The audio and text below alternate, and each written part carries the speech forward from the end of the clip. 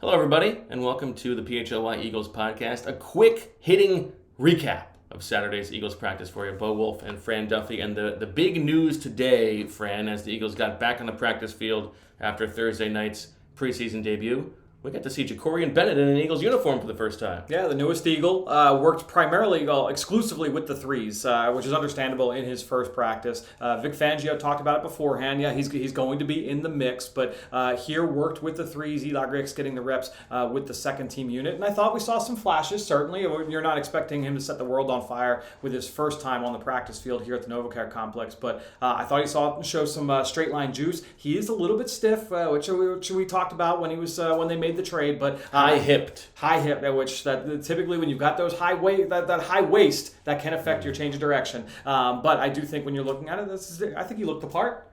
Yeah, we got to talk to him after practice. Yep. It has been obviously a whirlwind for him. He finds out he's getting traded at like 5 o'clock. He's on a red eye at 11 o'clock that night. He's at practice watching the next day. Not a lot of guys he knows here, but that's fine. He gets into the mix. All on the outside today, as we would expect.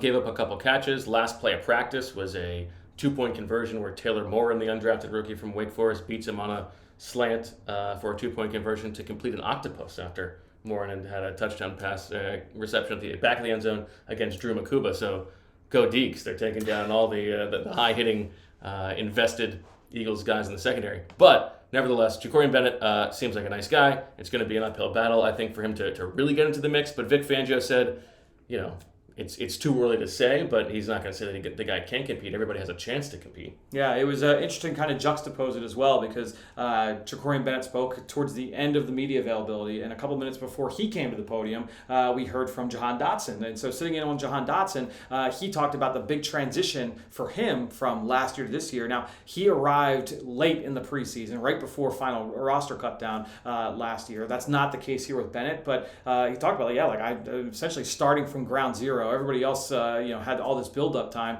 Bennett's going to be going through the same thing. So I would say, it's probably fair to temper expectations. Is it completely out of the question that he's going to start? No, but I do think that he's very much on the outside looking in when it comes to those meaningful snaps. And obviously the reason that this is of such interest is because of the way that the outside corners looked on Thursday night against the Bengals. Now, yes, they were going up against Joe Burrow and Jamar Chase and T. Higgins, but it was not a great night for Kelee, Ringo, and Adoree Jackson. And Vic Fangio said, you know what?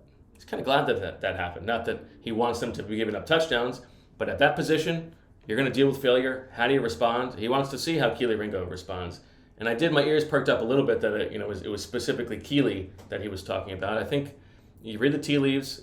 I think everybody wants Kelee Ringo to win this job. We'll see if it happens, but how did he look to you today in terms of how he bounced back? Yeah, he still got the lion's share of the snaps with the first team. Adoree Jackson continued to mix in, but it was mostly Kelee Ringo working with the first team defense. I thought he looked fine. I think that at the end of the day, I do agree with you that it feels like either Vic knows it's going to be Kelee or wants it to be Kelee that's going to be that starting corner opposite of Quinyon Mitchell. But look, at the end of the day, he was going up against Jamar Chase on Thursday night. You got to go and make the tackle. And Vic said as much afterwards. You give up the catch. I can forgive giving up the catch. You're going up against Jamar Chase. But in that situation, you have to have that awareness to go and make that play along the sideline. Also very interesting for Fangio to say that in the preseason, you are calling the game with player evaluation in mind. It's not like you're calling. Now we know that they're not calling the game like you're trying to win the game necessarily. Right. But he makes a joke about them. And they played the Bengals last year. They didn't call cover zero a single time. You're like, this time that happens, and they give up a touchdown, and that's what happens. Yeah, you're going up against that quarterback and those receivers. You're not going to put your corners in that kind of a situation. But yeah, I'm going to be interested to see all right, what does Kelee look like this week? Yeah, look, they're going up against Jamar Chase, T. Higgins. Cleveland does not have those guys, but they've got professional receivers. You've got Jerry Jeudy. You've got Cedric Tillman, who came on last year. You've got Deontay Johnson, who's been a productive receiver in football. So I think when you're looking at this group, it should be a good test for Kelee Ringo, Adoree Jackson, the rest of that secondary. All right, let's talk wide receivers. 2 players in particular of interest today. The first, Darius Cooper, who had that great debut on Thursday night. got to spend a little time with the ones today. Yes. So 7-on-7, caught a nice in cut from Jalen Hurts in the middle of the field. Jalen made sure to go up and dab him up afterwards. And I think when you're looking at Cooper, this is a situation where, okay, the rookie goes out, undrafted, makes some plays in the preseason game. Let's mix him in a little bit. Continue to try and give him some competitive reps to try and see if he can earn a roster spot. I'm not going like overboard with that performance, but I think overall it's a good story for a guy that's, again, trying to fight for the 52nd or 53rd job on this roster. Did have a tough drop, not a bad drop, but a tough play on a nice throw from Tanner McKee when he had a step on Adoree Jackson down the field. But yeah, I mean, listen, the reason that I have been so impressed with Darius Cooper, and I would have him on my 53, is because I think there is a difference between a rookie doing it and a guy who's been in the league before. So the good context for the summer that Elijah Cooks has had today was the return of Terrace Marshall to practice, who has been out for a while, former second-round pick. And Terrace Marshall was all over the place today. I think he had like 10 catches over the course of practice. Looked pretty good, looked pretty smooth, catches the ball well. And it's a good reminder that, like, okay, if you have been in the league on the roster periphery, you should be able to do well in these practices. This goes back to like Damaris Johnson, your original camp crush. It was a similar kind of DeAndre Carter. How dare you? Yeah, right. I mean, come on. You're thinking of a different undrafted rookie. Yeah, yes, exactly right. I went to Damaris Johnson's high school once for a story. I do remember that. Yeah. That's right. But great move by me. It meant that I got to fly down to New Orleans a day earlier. Yes, pro move. Yeah. But that said, when you're looking at Cooper, that's one of the things you do like about it, is that this is a guy that was extremely productive at the college level, at a lower level of competition at Tarleton State. You give him an opportunity here to continue to shine. You mentioned Terrace Marshall. Yeah, back on the practice field here on Saturday. Was extremely active with the second team and the third team. Catches the ball extremely well. The route running continues to be a little bit of an issue. There was one of the biggest defensive highlights of the day came in a backed up period. It was a special situation where it's the twos versus the twos. Terrace Marshall against Eli Ricks on the left sideline. It was a quick game route. Ricks read it from the jump. Pick six going the other way. He gets into the end zone and punts the ball towards the parking lot, which could have been precarious, but the field goal net thankfully saves the day there from any insurance claims being filed. That was a disastrous series of plays for the offense. All three units got one play from the 1 yard line backed up, and all three were very bad. The first one would have got Saquon killed. Yeah, that was and Saquon goes to the ground. I was like, all right. Get back up. And he gets back up. You get the pick six, and then with the threes, what was it that happened? It was just not a good play. It was. I've got it here. Hold on. It was a.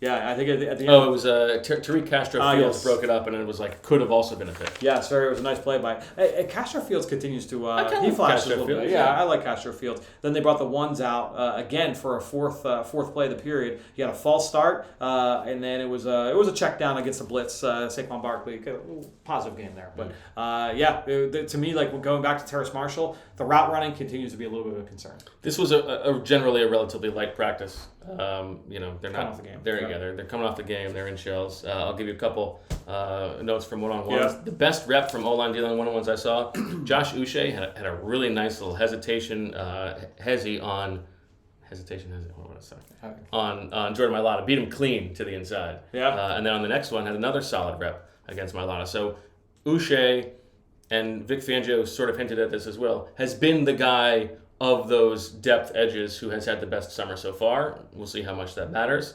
Ogbo Okoronkwo also had a very good series of reps against Kendall Lamb. Lamb tried to quick set him, and Okoronkwo spun right off of it on the inside.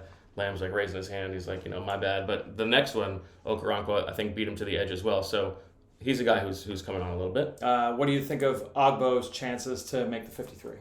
I would say more likely to not make the team than to make the team. Okay. But I don't think that it's done and dusted. I think he's got a shot. Yeah, I think probably he and Ojulari fighting for a spot together, right? I think the key to delivering hezi is you can't hesitate. You just gotta hit it and go. There you go. I think that's probably right.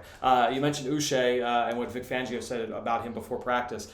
He continues to get mixed in with the ones, and I felt like today he actually got a decent amount of run with that first team opposite Nolan Smith. So at the expense of Jalix Hunt.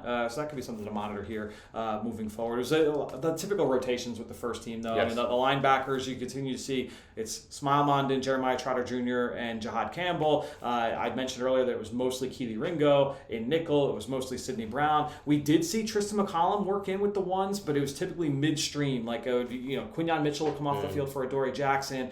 You'd see Reed Blankenship go off, and then McCollum would come on. But I thought it was notable that McCollum got some additional reps with the first team as well. Just to give it to you, the full injury report: no practice for A.J. Brown, Elijah Cooks, Kenyon Green, who got hurt the other night, Charlie Hewlett, the long snapper, Montrell Johnson, Cam Latu, and Byron Young. Limited Zach Bond, so back from being totally out. Did not really play in teams, but he was out there a little bit, which is good news. Landon Dickerson and Terrace Marshall. That also meant that Drew Mukuba was a full participant in practice for the first time in a while. Did you see anything from him? Yeah, they were just trying to get him as many reps as possible. Did not get any reps that I saw with the first team, but worked a lot with the twos and with the threes. You mentioned the touchdown allowed against Taylor Morin in that final period. That did come against Mukuba in coverage. I wasn't sure of the coverage scheme, so I don't know how much I squarely put up. It was a really nice throw from DTR. DTR continue to outplay Kyle McCord a little bit, so it's something I'm continuing to keep my eye on. I didn't think that McCord looked particularly strong today, but again, at the end of the day, Mukuba, I think they just want to get him reps and get him up to speed as fast as possible. Listen, the balancing getting guys reps is a big part of the puzzle of the summer. And just to follow up on something from Thursday night, Vic Fangio explained that the reason that Smile Mondon got the start at linebacker over Jihaad Campbell is because there were a certain amount of reps that each of those guys were going to get between those three, Trotter, Mondon, and Campbell. And the training staff wanted Campbell to get fewer of them, so it made more sense for Campbell to sort of play in the middle there to give guys a rest. And that might sound fishy, but I actually think that totally tracks, not just because it's Vic saying it, but you see this throughout practice. Like, for instance, today, you've got the ones on one field and the threes on another field, and Moro Ojimo is practicing with the twos and the threes because they're not going to be in base. It's just nickel work, and Moro needs to get reps because he didn't play in the game the other night. So Jordan Davis and Jalen Carter are going to be here. Moro's going to be over here. Everybody needs to get what they need to get. Yeah, and it's a matter of you want guys to get enough, but not too much. And so everybody's it's the training staff and the coaching staff are going to work hand in hand. I thought it was cool that Vic Fangio pulled back the curtain a little bit on that. All right, that'll do it for this quick recap of Saturday's practice at the NovaCare Complex. Eagles go to the Link on Sunday night for the only open practice of the summer. And then Monday, the debut on PHLY of E.J. Smith. We're very much looking forward to it. A big week with joint practices with the Browns coming up as well. We'll have you covered on PHLY. Like the video, comment, all that good stuff. We'll see you later.